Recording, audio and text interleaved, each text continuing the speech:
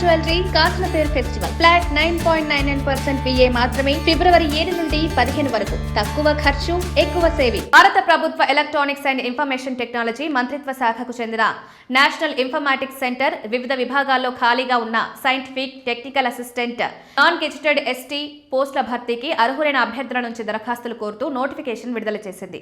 ఈ నోటిఫికేషన్ కింద మొత్తం 376 సైంటిఫిక్, టెక్నికల్ అసిస్టెంట్ పోస్టులను భర్తీ చేయనుంది. MSc, MS, MCA, BE, BTech అర్హత కలిగిన వారెవరైనా దరఖాస్తు చేసుకోవచ్చు. అయితే వీరు గేట్లోనూ ఉత్తీర్ణత పొంది ఉండాలి. కేటగిరీ వారీగా ఖాళీల వివరాలు: అన్రిజర్వ్డ్ కేటగిరీలో పోస్టుల సంఖ్య 154, SC కేటగిరీలో 56, ST కేటగిరీలో 28, OBCలో 101, EWS కేటగిరీలో 37.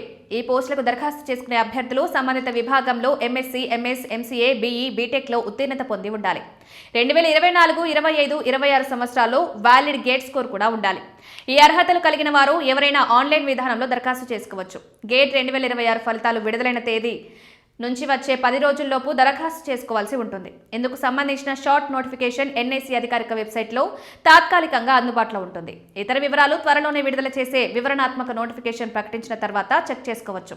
ఈ పోస్టులకు ఎంపికైన వారికి నెలకు 35,400 నుంచి 1,12,400 వరకు జీతంగా చెల్లిస్తారు.